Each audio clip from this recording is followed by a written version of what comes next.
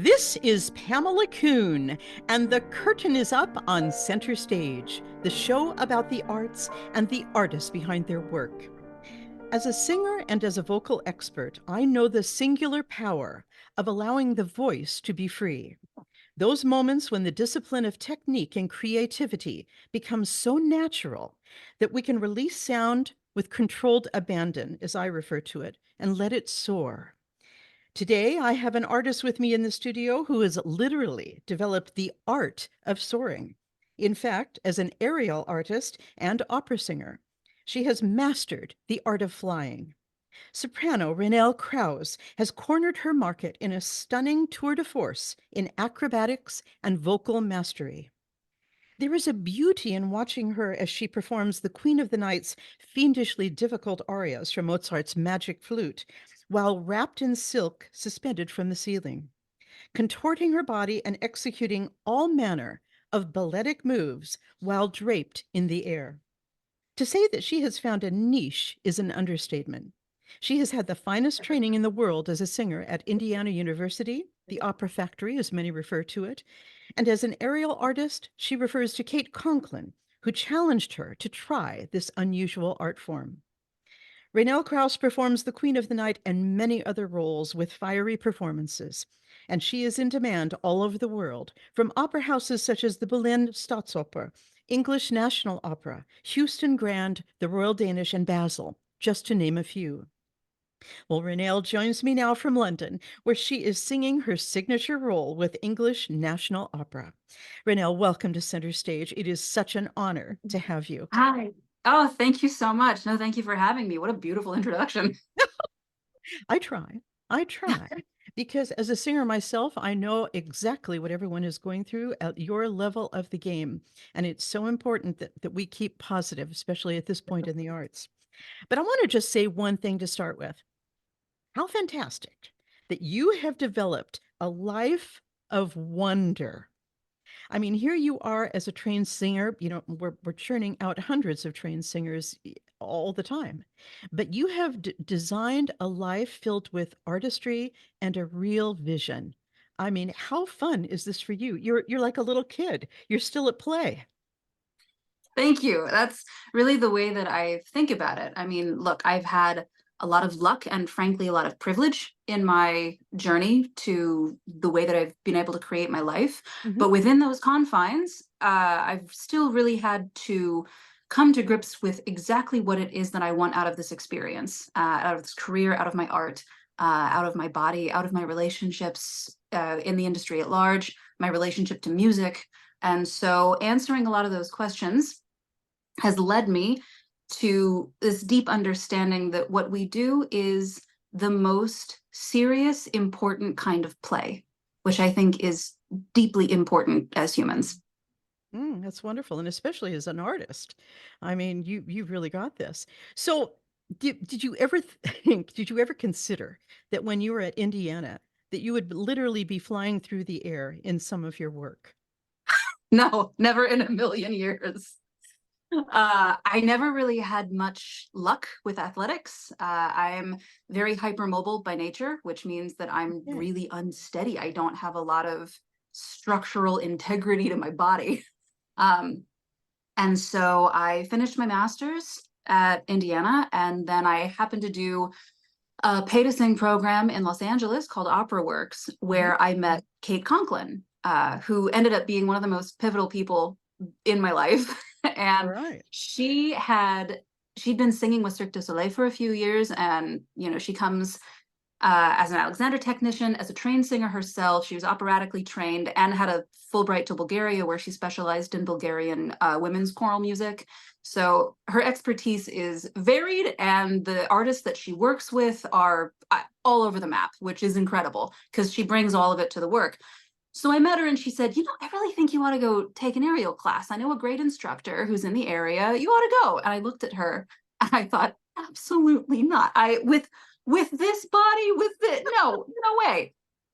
And so eventually I did go to a class. I went as part of a group of singers and we all thought we'd, okay, well, let's go have a good time and, do a few things and see what we can do. And luckily, I was strong enough to be able to climb on the first class, which I think made a big difference for me.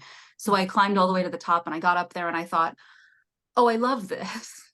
Oh, I'm excited about this. This is something that I could do that physically and artistically really gets me going. And because the aerial instructor knew that we were all singers, at the end of the class, she tied a very low knot in the silks, super low to the ground, had us carefully flip upside down.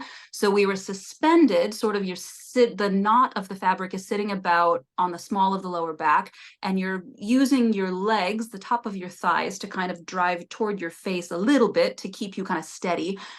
But basically, it engages the entire pelvic floor and puts the work in your legs the same way that we are taught to root into the ground when we sing. And so she had us kind of go down the line and just try singing for fun.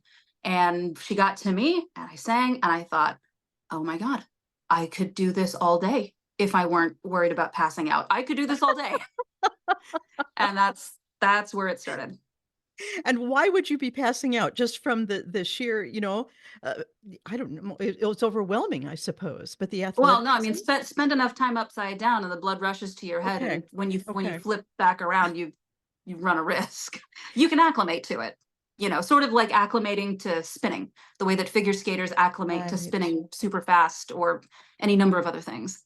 right. This is so interesting. So getting back to Kate and her urging you to go into this class, did she see something in your body or the way you moved on stage that she wanted to free up? Or was she Yeah, just giving you a challenge? no, that was it exactly, which I found out later. Yeah, she and I had been talking, and this was at a point in my development as a singer where I didn't have solid high Fs, and it irritated me because I really felt, I would think about my instrument and singing and the way that it felt as I would do vocalises or rep or things, and I'd think there's no reason. I have a beautiful full high E. What do you mean that I can't get to an F? That seems ridiculous. Yeah. But it was never solid. It never felt right, and I didn't want to push it, you know. Um, but it bugged me. So I went to Kate, and the first day that I worked with her in a like classroom group setting, and she said, if there were one thing that you could work on, what would it be? And I was like, well, my high F. There's no reason I shouldn't have one, but I just can't figure it out. And she had me do a series of sort of imagery based exercises and some really gentle Alexander style alignment to encourage more freedom. And the biggest thing that she told me was, okay, while you're thinking about this cue, I don't want you thinking about the sound that's coming out at all. I don't care what kind of sound comes out, and it might be ugly, and that's okay, because what we're trying to do is create a sound that you have not yet created. So you Hmm. might have to experiment a little to find it. Exciting. Exciting. Yeah, and then I popped out a couple of high A flats like it was no big deal, and I thought, oh, well, that'll make the Fs easier. So that's just taken that lower pelvis and your lower back and just stretched it and allowed you to just be totally free. Well, that, and also when you're upside down, gravity's on your side. Yep, You know, that's when right. when you're upright, so many people think about, oh, I really have to lift the soft palate, or I have to give myself all this space. I have to be, working against gravity, which we can, get into that. That's maybe not the most helpful cue, but a lot of people do Yeah. think of it that way, at least when they start. When you're upside down, soft palate's already up because it's Hmm. gravity's helping you. The entire instrument becomes immediately aligned with the spine because the weight of the Right. head acts as a way to sort of traction the spine Yeah. into a stable but neutral position. So well said. So well said as a fine singer. So tell me, how long did it take you to master this, or you felt? I mean, I'm presuming you were just really turned on by this and really ran with the ball, right? I did. And you started training, consistently and heavily. I did, yes. Well, and it was also at a point where I didn't have a lot of singing work. I was right in the middle of doing as many auditions as I could fit in, and I wasn't having very much success. So it helped to have something else in my life that gave me a sense of exponential progress. Hmm. Every time I went to a class, I could do something better, or I would learn something new, or I would learn something about my body. And it just gives you this sense of forward progression that I wasn't really getting necessarily in my vocal career at the Hmm. time. Hmm. So I spent a lot of time in the aerial gym. And while I wouldn't say that I have mastered it by any means, I did feel confident enough to start building specifically my Queen of the Night routine. That took about 3 years. 3 years, really? Wow. Tell me about this silk product because I've never done anything like this. Is the silk actually, I mean, it's so strong. I know that as just a product, but is it malleable? Is there some stretch to it, or is it really solid? Good question. You can get it in varying stretch. So it depends on the act that you want to do. It depends on the type of moves that you're doing, the type of drops that you're doing. So for Hmm. instance, a lot of artists that do a lot of big dramatic drops prefer a silk with some stretch because when you hit the bottom, it cushions a bit. Hmm. Whereas if you're an artist that is doing more ambient sets where you really kind of want to climb and kind of stay up for a bit because the whole time you're in the air, you're fighting gravity that's trying to drag you down. Right. So on a Right. stretch fabric, it takes a lot of strength and just a lot of technique, frankly, to get to climb up the stretch. I mean, I've been on a couple of high stretch fabrics and you just feel like you're swimming in place. It's like I'm climbing and I'm going nowhere. Um, Whereas on a fabric with no stretch, you can really get up there. But if you do big dramatic drops on those, it's gonna hurt a lot worse. I mean, it all hurts, but it just depends on the kind of act that you want to do. Incredible. So, do you work without a net, or I'm in the beginning? I'm presuming that you did work, but with a safety net, of We course. don't work with nets. We don't Ever. work with nets. We don't work with lines, but we do work with crash pads. Crash pads. So, like a sort of mattress, kind of soft Yep, landing. like a big mat, and usually it's layers of mats. So you've got a Uh-huh. couple of firmer mats underneath, and then a crash pad on top, so that if you fall from height, you will be less likely to break something. But honestly, with good training, you shouldn't really have the opportunity to fall from height. This is incredible. Just incredible. Wow. So this whole communion of form and music making. I mean, you can really find the arc in a phrase, literally. I mean, you really can. This is so incredible. So, how many productions have you done where you have really performed with your aerial work? Sure. I mean, tell you the truth, not that many. I've done student showcases at my gym in Dallas, and I've created acts for those. I did a show called Mystique. It was a one night only event, a circus opera fusion that was down in New Orleans. Brian Email was running that for a little bit, Oh, and we had a great time. It went so huh. well the first year that we revamped it the next year, but it really was like an exclusive one night event. We've got this series of acts, and we brought in opera singers and these incredible circus artists, and they would collaborate on sort of having the circus artists choreograph to what the singer was doing.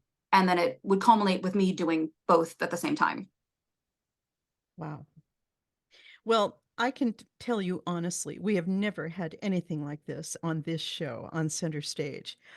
And I'm thrilled to present this because for some time now, well, really ever since COVID, and maybe slightly before, if I'm being really honest, I've been urging all sorts of artists to diversify.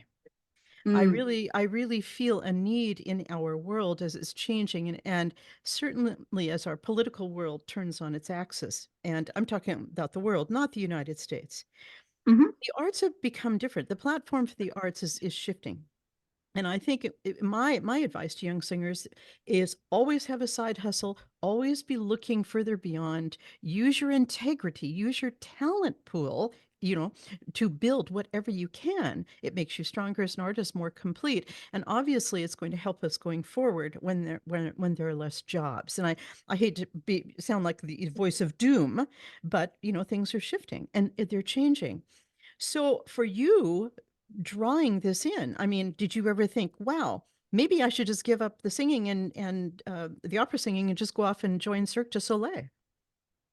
I was never going to join Cirque du Soleil. I came to Silks late. I came to Silks at 25. And just due to the way that my body is, I'm so injury prone that I've Really? always, oh, incredibly injury prone, which is actually caused a complete hiatus in my training for the last 2 years. I miss being in the air so much. I can imagine. Um, but I would say, so, I always knew that I am a better singer than I am an aerialist. And I Mhm, just know that about myself. And when I look at the possibility to improve my aerial skills, I could, but mhm, it would take such an immense amount of time and such an immense amount of training that where I am in my operatic career, which is really kind of on an exponential incline, I don't have the time or the funds available to want to divert it mhm. to to what I would need to in order to really hit professional status as an aerialist. Now, there are Right. other singers that do. I mean, Marcy Richardson is incredible. She also is not as injury prone as I am. She has a Right. different body type. She has a different genetic makeup. She has a different lifestyle. She's an incredible, incredible circus artist, also a phenomenally talented singer. Mhm. Um, but we just have completely different career goals and lifestyles, which is perfectly fine. But no, I did hit a point where I thought very seriously about giving up singing, not in favor of silks, but entirely. Really? Um, Why? yeah, I was 29, which that was a long time to be auditioning Yeah. relentlessly and not getting very much traction. I auditioned for almost every single young artist program in the country, almost every single year long, multiple times, and I never got into a single one of them. I did a few pay to sings. I did my best to connect in my local area, especially after we moved to Fort Worth. And I did. I made some good relationships with conductors in the area, did a Mhm, few small things. I did a few small productions, sort of around. I got bits of work. And I kept asking everywhere that I went, I would find someone further along in the career than me, or I would talk to conductors or coaches or teachers or people that I trusted. And I mhm. would say, is it me? Is there something wrong with my voice? Is there something I need to work on? Is there something that is truly preventing me from getting my foot in the door of this industry? And overwhelmingly, the feedback was, it's not you. It's a numbers game. It is a luck thing. It is Mhm. how long can you hang around in it? How long can you stand the constant rejection, the constant expenditure, the sacrifices that are required in terms of what you might want for your life in order to eventually get to a point where someone will give you a chance and then it will take off. So, I did that for a few years and then I hit 29 and I thought, okay, you're going to be 30 in a few weeks. And this is miserable to want something so badly, so deeply in your Mhm. soul that you can taste it and to not be able to have the chance to do it. It is too painful. So, you know what? You're a smart lady. You can go back to school. You can do anything else that you want. You can find something else. Um, I had an agent audition a couple of days after I had this talk with myself. And so I said, you know what? You're going to go to New York. You're going to sing for this agent. You're going to sing the best you've ever sung in your life. And if you don't get any tangible progress in getting to where you want to be in an Mhm. operatic career, then you're going to find something else to do with your life. So I went and I sang for this agent. This is the second time that I'd sung for her. And I still remember she sat there and she said, huh, it's really nice when people come back and they're better than they were.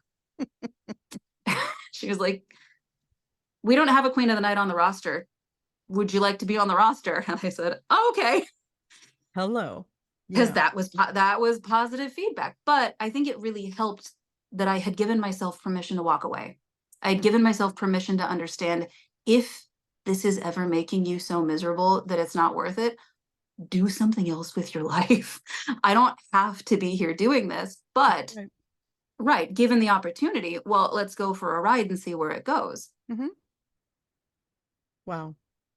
I've known lots of singers who've given themselves the same ultimatum and come away, without something. And so, Yeah, good for you, Rainelle, for actually making that thank you. challenge to yourself and coming through. That's absolutely fantastic. I'm thrilled you've got management. That means everything in this world right now. It does. It's Oh. very helpful. I mean, it's not everything, and I know a number of singers that are making good careers without management, but for me, with the way that my resume looked and the way that my career was going, it really made an enormous difference. And let's face it, you do have a niche. Besides the aerial work right now, I'm just talking about Queen of the Night and your fantastic coloratura performances. Was coloratura something that was your brand from the beginning, Rainelle, or did you play, with different voice classifications? It was pretty obvious from the start. Okay. I was lucky with that. And I started at university as an undergraduate. My teacher gave me the simple starter arias that everyone gets, and you're building a technique and you're learning how to breathe and you're learning, all of these things. But it was pretty clear from the get-go that facility and ease and speed and clarity were kind of what my instrument is suited for. Mm-hmm. Mm-hmm. So tell me this, what is your relationship with the Queen? After all of these performances, how do you keep her fresh? Mm. So that's the thing. I get a lot of people asking me, "Oh my God, aren't you bored?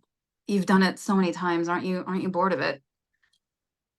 No, not at all. Not right now. I mean, and look, the day may come, sure, but as of right now, when I walk into the theater every night to do a performance, or when I'm on a new production, right, with a Mhm. new concept, with potentially a different understanding of the character, I'm a new person every time I walk into the theater. The state of my body is different. The state of my mind is different. What's going Mhm. on in my life is different. What's going on in the world is different every time. So I get to take all of the circumstances of my life at that particular moment and crystallize them down into a new performance. They get to feed the emergent properties of what happens on stage, Very which well said. I find it fascinating.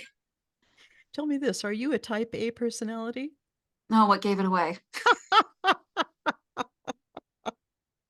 I love it. I think anyone who's living in Texas and trying to carve out a career has definitely got to be. I mean, you said in one of your interviews that I heard that hey, there's an airport nearby, I'm good to go, you know? Same with Mm-hmm. my friend Laura Dixon Strickling when she was living in the Virgin Islands and still carving out a career for herself worldwide. It Mm. takes that kind of mental focus, which you've got. So tell me about your husband. Tell me about your family. I mean, what are your values that keep you in Texas and kind of like out of the whole New York scene? I mean, Sure. Well, so my husband and I have been together for a long time. We met in school, and when nice. we were talking about where to move, he had just finished his PhD in business. His specialty is strategic management, and he really wanted to go into a research-heavy academic career. So he wanted to go to a school that really prioritized and resourced research for their faculty members. Hmm. Most of those universities are in the middle of nowhere. And I said, I can't do it. I can't do an hour and a half, 2 hour commute to an airport. Right. So we narrowed it down and we looked at, okay, what cities have a school that you could potentially be happy at, and be building the career that you want to build, and also have the amenities of allowing me to get out like quickly and easily. Hmm. And so Dallas Fort Worth ended up on the top of that list. Texas Christian University invited him out, had a kind of great interview process. He thought he could be happy there for a bit, and I thought, okay, well, the weather's not bad and there's an airport and it's a major city, so I can find my people. I'll be able to get into an art scene. I'll be able to find sort of my niche in the community, hopefully. And I did over time, which was nice. Oh, that's wonderful. I'm glad you've got that support with your family. That is absolutely fantastic. You sit here and you speak about your career and singing and forging this amazing career, and you make it sound so easy, Renelle. You have such confidence. It's actually quite beautiful. I thank you. I appreciate that. I would say though, for anyone listening, especially anyone who's in that middle period where you're out of school Yeah. and you're not quite working, or you're not working enough, or you're not working at the level that you want to be at, and everything makes sense in hindsight. So I can look at my career, such as it is, and say, oh, well, yeah, I went to this program and I met this person, and that led to this, and that led to this, and then I had this amazing opportunity, and that went, yeah, and here we are. But when you're in the middle of it, none of Hmm. it makes sense. You're looking into a vast expanse of nothing and hoping that something will work out. That's right. And it might take 10, 20 years, as many have found out. And some careers develop late. There's no doubt about it. It's the staying power that matters, isn't it? Well, it's the staying power for sure, but it's also being very real with yourself, because I think there comes a point in the career where it is no longer worth it. Mm-hmm. If you're Mm-hmm. a 35-year-old singer who is not getting what you want out of your life, you do not have to stay in this career. There are so many ways to have fulfilling musical and artistic experiences that do not include pursuing this career in this industry Mm-hmm. full time. And I think there's a lot of grief around giving up a dream like that, but Of I think there's a course. lot of there's a lot of freedom too. I've known a number of people who found their most fulfilling musical and artistic experiences after they gave up the full-time career and had the stability of another job, so that Mhm. they felt they could make more artistic choices because they Exactly. didn't rely on it. Or do their own projects or do their own recordings and really own them. This is very true. When it's a conscious decision to give this up, that changes the entire energy. It's when we feel forced or when we feel shamed that we haven't lived up to it. That's where the real problem Absolutely. is. The conscious decision is something too that's born out of just education. There are Mm. many roads we can take. There are many crossover points that can actively be taken. I mean, we're looking at Julia Bullock and Kelly O'Hara. I mean, these are people who have been trained and have actually spun a whole new life for themselves in very interesting projects. It's a beautiful thing. It's just not about the standard operatic stage anymore. In Oh, fact, absolutely. you Well, know, and so I mean, oh, sorry, I was yeah, just going to hit on the yeah, staying power again, because I think this is very important, especially for a singer's sense of self and their sense of mhm, self-worth. mhm, Um, any time that I thought about giving up the career, which I thought about often and then very seriously as I got closer to 29, I looked really deep inside myself and I thought, okay, am I really ready to give it up? And I would dig down, down, down, down, down, and I would find a little kernel so deep inside that said, okay, maybe not yet. But I think you have to be able to find that. You have to know that. And if you dig down mhm, and the answer is, yeah, I think I'm ready, then you have to trust in yourself and believe enough in yourself to make that choice either way. yeah, But as long as it's something that you have settled on, and right, and that it's not a sunk cost fallacy, like, well, I've put so much time of this into this, and this is my identity, and this is what I've said that I love for so long. It's like none of that matters. What matters is what you want to do right now and moving forward. yeah, that's well said. Very well said. I love it. You should be a motivational speaker, Vanell. Um, so when you're in the time of your aerial work, and I'm presuming you're kind of going to come back to that soon.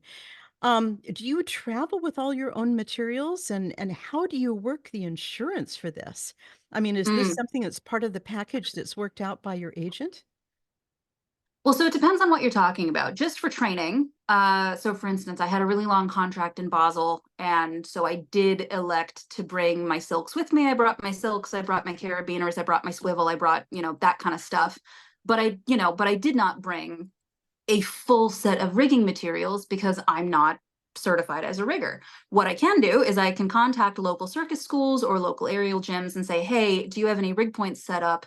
Do you mind if I bring my own set of silks and do some open gym time? And usually, because the circus community is so small, I will know someone or have a friend of a friend, or be able to talk to someone and send them video clips of me and say, look, I'm not a beginner. I'm also not doing anything that is super high level and dangerous. I really just want to get in for training. If Mm-hmm. there are other people, and I never train alone, which is just good standard practice. I mean, it doesn't matter what you're doing. It doesn't matter if it's the easiest thing in the world. I don't train alone unless someone is within yelling distance, just in case.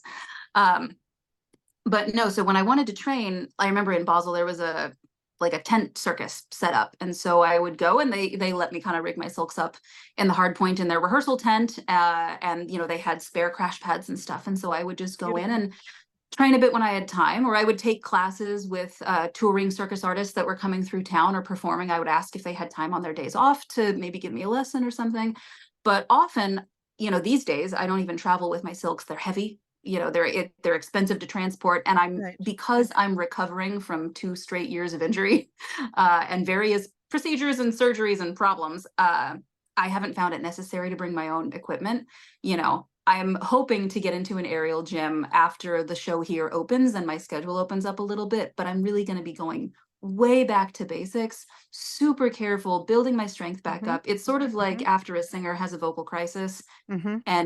and you rework it from the Mm-hmm. bottom up and you're careful. And I told both sets of my agents this year, I said, look, I am coming back to aerial work. I fully believe in the artistic integrity of what I'm doing here. And this is something that I want to do because I want this art to exist. Mm-hmm. However, I don't want to put a time frame on my rehabilitation. So for the Right. foreseeable future, I'm not taking any professional aerial contracts until I tell you differently. Mm-hmm. Mm-hmm. I'm so sorry about the injuries. Was this sustained in training or in was there a fall? Both. Oh boy. Yeah, it was everything. Oh boy, It was not great. this is not for the faint of heart. And I know just talking about health that you adhere to a pretty strict protocol about your own well-being. I mean, we're getting down to your keto diet, I understand. And Well, varying in and out of ketogenic. I mean, I play around with a lot of things, but I have polycystic ovarian syndrome. okay. So with that comes a lot of hormonal complications, makes it very difficult to keep your weight down often, comes with a whole host of symptoms that are really a pain. And I do find that I do best on a, volume, like by volume, mostly plant-based diet, um, pretty low in carbohydrates generally, although that also varies with my cycle. I think this is Mhm. something that especially as singers, any singer that has a menstrual cycle is going to tell you it has an effect, Okay. especially if you're not on any type of hormonal intervention and you're just experiencing your natural hormonal flux.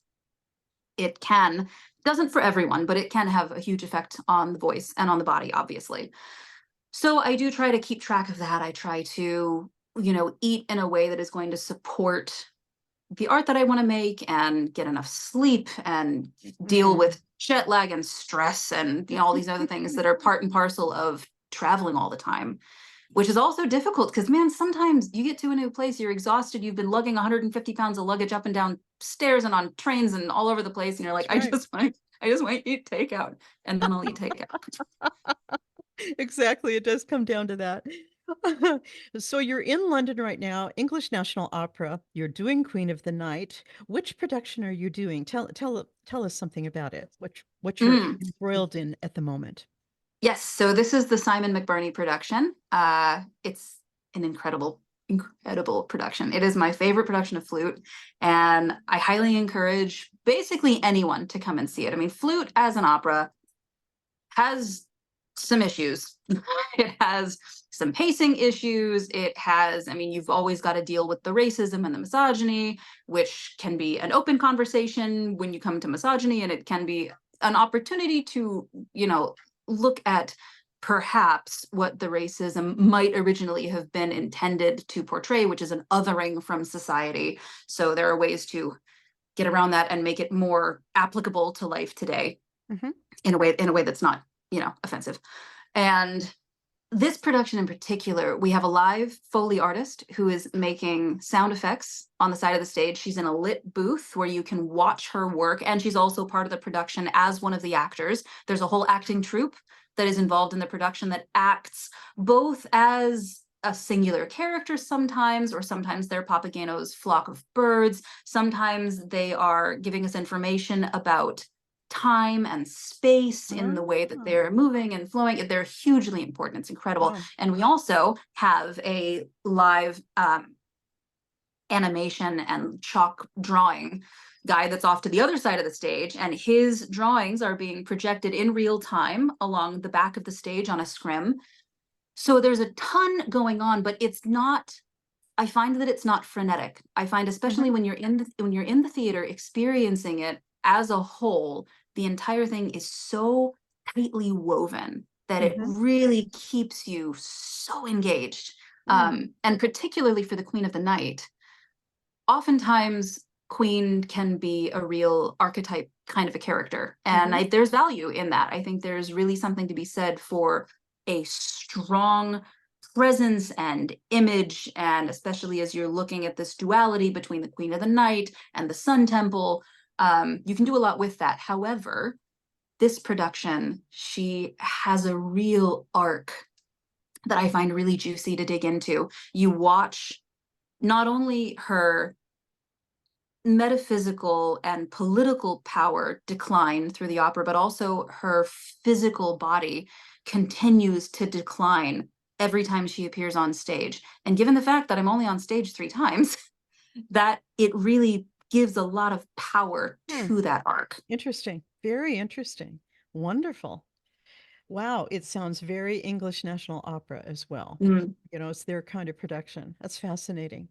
Well, Mm-hmm. where to after this, Rainelle? Are you moseying back to the United States at some point? Well, not moseying so much as sprinting. I I go straight from here. Let me see. Our final performance is March 30th, I believe, and then I fly directly to Nashville for another flute, a different English language version. My brain is soup. Oh, I've I been know. singing it. I've been singing it in Copenhagen earlier this year, sort of sprinkled through the season, and those Mhm. performances are in Danish. And then I'm here learning it all in English, and then I do a different English, and then it was in German in Amsterdam. So like it's all back and forth all the time. Um, so yeah, so I'm going to Nashville, and then I'm home for 2 weeks, which is not long enough, but I will unpack and get over jet lag and repack and leave. And Mhm. then I go to Valencia, where I'm covering the rehearsals of this McBurney flute in Okay. Valencia, and popping both to Berlin for at the Staatsoper for a couple of shows, and then I have one last one in Copenhagen. And then I'll finish out the season finishing those rehearsals in Valencia, and then I should hopefully maybe be home for a good chunk of time, which I'm excited Yay. about. Yeah, you need that. You really need that. Wow. And then you're performing in Atlanta soon. I am, yeah. I'm so excited. I'll be singing a Queen of the Night with Atlanta Opera next fall. That's great. That's wonderful. They're such a great house.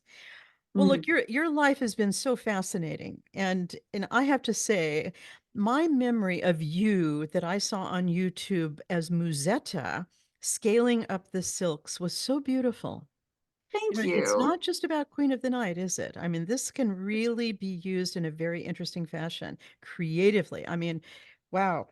But I just gotta ask, you know, if because we've been kind of dancing around, you know, other potential careers and you've wound so many elements into your own career and such a really interesting perspective in how you've looked at things. If I asked you, you know, what would an ideal job be if you couldn't sing any longer? Mhm. You know, what would you gravitate towards? I thought about that. I mean, as you do, I feel like every singer thinks, okay, well, if the voice goes, then what would I want to do with my life? Um, I thought of a number of different things. Honestly, I think I'd really enjoy teaching aerial arts to beginners Wow. um, in a way that I don't think I would really enjoy teaching singing to beginners. I think if I were going to teach, I would be more suited to coaching. I think I'd be much more suited to sort of high level coaching on and off Yeah. rather than building voices from the ground up. Yeah, I understand. But I think I'd really enjoy teaching beginner aerialists because I've had so many issues with my own body, and I have had to learn so much about cueing specifically, right? And this works with singing too, because everyone's brain and body are going to be available for different cueing techniques.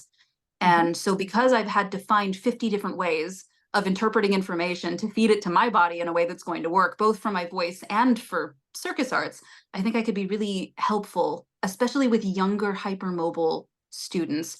But also, a lot of the hypermobile cues work for hypomobile people, or Yeah. just, normal run of the mill people who are looking to get a deeper understanding of their quality of movement and how they can use that quality of movement and translate it into artistic meaning. Yeah. Yeah. Beautiful. Wonderful. I think that sounds fascinating. I can send you several people when it comes to that. I can tell you that right now. Yeah. So, what is on the plate for you repertoire wise now? You know, let's look past the Queen.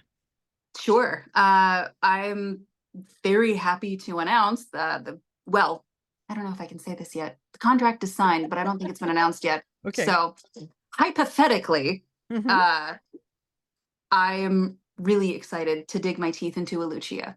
Oh, fantastic. Very excited. I've been cross training with it for a while, especially because if you spend a lot of time singing Queen, especially on a performance circuit, right? It's not just practicing, it's I'm Mm-hmm. giving it everything I've got every performance.